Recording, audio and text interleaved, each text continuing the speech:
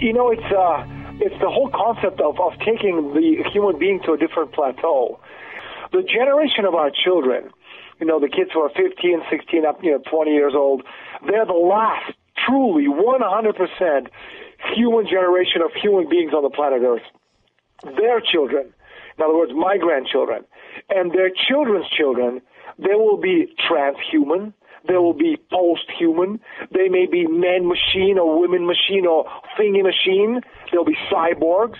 They'll be beings who are not totally human, but they will no longer be human beings.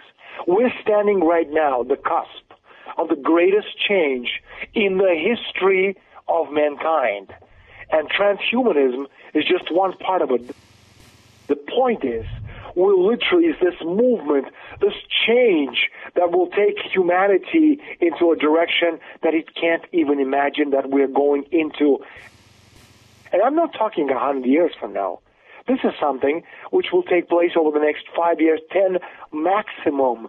This is what awaits us over the next so few years, and people are still talking about a microchip in your hand. In the next 50 years, we'll be able to create cybernetic individuals who will be completely indistinguishable from people. Just think about it. Think how far we have gone over the last 50 years. Think that 90 years ago, today more or less, they discovered a television set. And now think about what's going to happen in the next 5 years when we will send a manned mission to Mars. Progress and development is directly proportional to population density. And that's something that the elite do not want for us.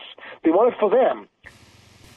These are very interesting key issues that people have to understand. On the one hand, they realize that they need this gap between them and us is getting wider and wider because they have so much money. They can use this money to develop technology which is just so far out there.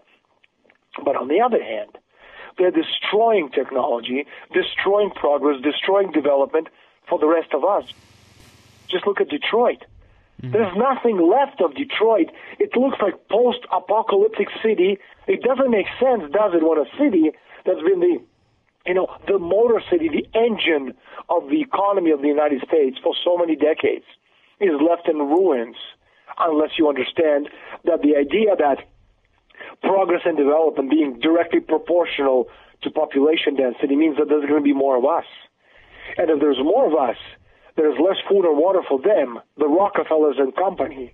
And so for them to live, we have to die. It's really that simple. They need to do something. And the idea is you can use technology. You can invest gazillions of dollars and make this gap between them and us so big that it will literally separate them forever from the rest of us. And that's where all this stuff such as Agenda 21 comes in. Synthetic biology, cybernetic immortality.